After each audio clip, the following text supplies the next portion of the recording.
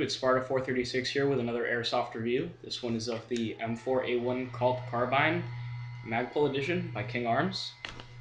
When you get the gun, it will come in this box, right? It's got this nice black styrofoam packaging, you know, the kind that doesn't get anywhere. And you can purchase this gun off of eVike for $370. But if you wait for a coupon like I did, you can get it for as low as $296, which is a good price for this gun. In the box, you'll get the King Arms manual. It is a quality control pass, and it also has your serial number. Mine's 26. It's a really basic manual.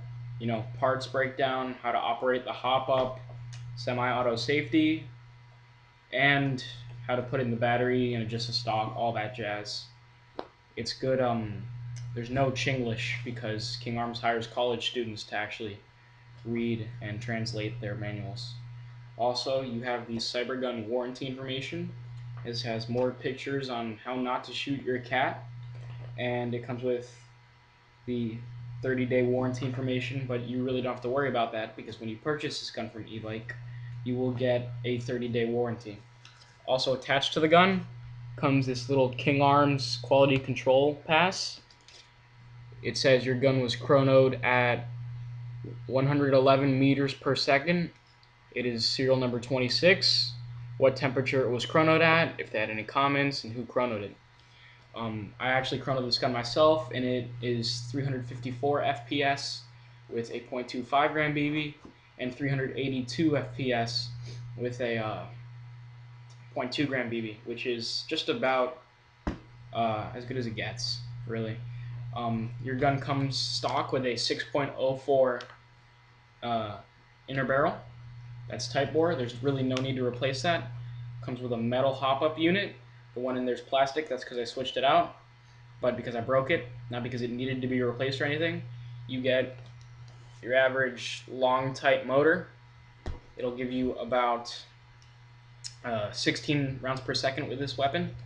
You get an M100 spring, a polycarb piston, an aluminum air nozzle, and 7mm bushings in your version 2 gearbox. You also get the standard King Arms high hardness steel gears. So overall, it's a pretty solid build internally. Now onto the externals, starting from the front and working our way towards the back. We have the, I don't know if you can see it there, but we have the plastic flash hider that comes standard with every AEG. There is no black flash hider included in the box. That's why you have that's why I put the silencer on there. Another reason I put it on there is because when you try to remove the flash hider, it is unremovable. I've tried boiling it. I've tried everything. I even took a screwdriver and I started just twisting and I broke the flash hider. That's why that's on there. You also have your one-piece aluminum barrel. You got some nice trades on there. It says CMP 556 NATO 1/7. Can you see those right there? Yeah. You have a bayonet lug, that's aluminum.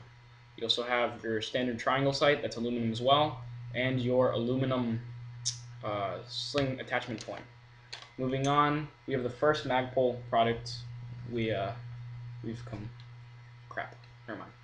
the first Magpul product on this gun is the Moe handguard, and now this is made out of Magpul polymer, which is very nice plastic, and it has some advantages over your normal M4 handguard.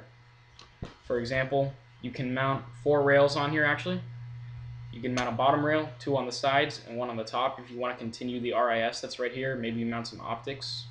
So it's pretty much your standard handguard, but it can be adapted into, I guess, like some sort of RIS system. Another thing to note is that the rails and the flash hider do not come with this gun. Now, if we pull back the aluminum delta ring here, it's a very stiff spring in there. You can see that this is where the battery is stored. Got your standard small type Tamiya connector. I recommend using a 9.6 nunchuck battery, but that does not come with the gun. You might want to purchase one with your gun. Also, you have your real steel type delta ring, which means that you can mount most RIS systems if you want to as opposed to where if you had like an ICS or a Chinese clone or something like that, it would come with a standard delta ring and it wouldn't allow you to mount some of the rails that are on the market today. Moving on, we have the takedown pin right here.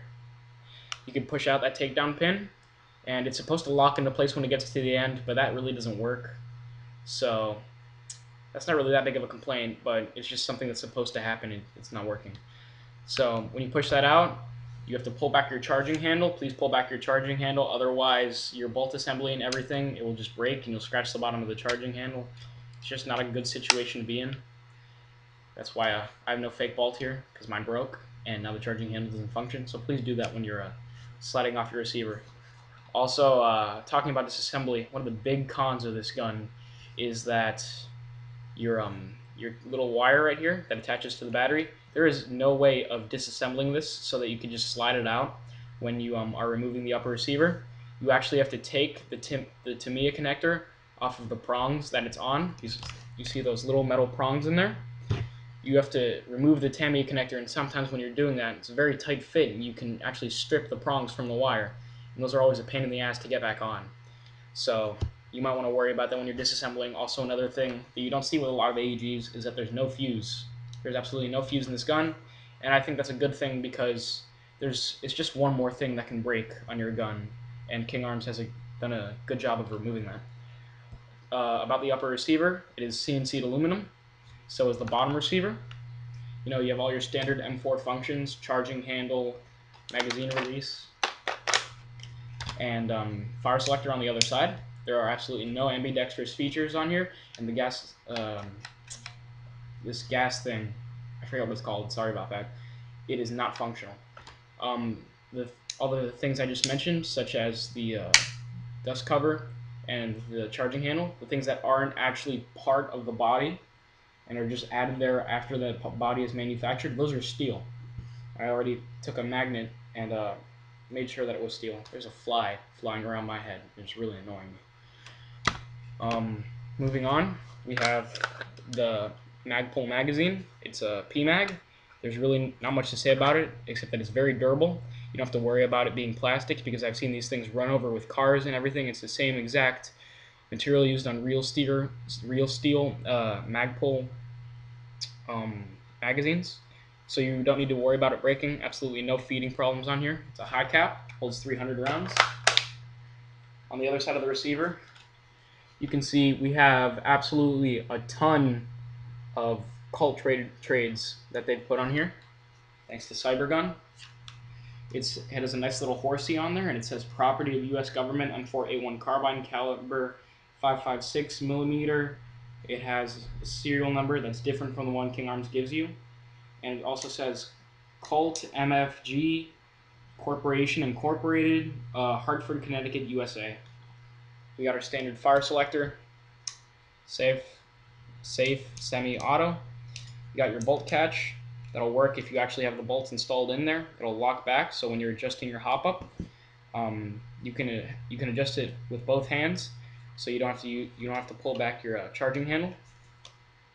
Another thing worth mentioning is you have your Magpul flip-up sights. It's got two apertures, a smaller one and a bigger one. I'm using the bigger one right now. You can pull these little tabs right here, and that'll have your sight flip up. Moving on, we have the, I think it's called the MOE hand grip, right? And one of the things that's weird about this hand grip is I actually thought that when I got the gun that it was broken, because when I would fire, the motor would actually kind of hit the sides of the hand grip because there's a lot of room in there. So I actually sent it back to Eva thinking it was broken, and later found out it wasn't. It's kind of nice because there's a lot of room inside of the hand grip, so there's no you don't have to worry about like having to fit the wires and stuff like you do on a lot of other grips. It's very easy to fit when you're working on removing the motor and stuff, so that's easy to work on. It's a nice touch. Don't worry about your gun being broken if it's making some weird sound where the motor sounds like it's vibrating against the sides of the the sides of the hand grip. Moving on, we have our buffer tube. Really nothing too special about that. It's just your standard buffer tube, and yeah, there's not much to say about it. You got your CTR stock. I don't think it's really comfortable.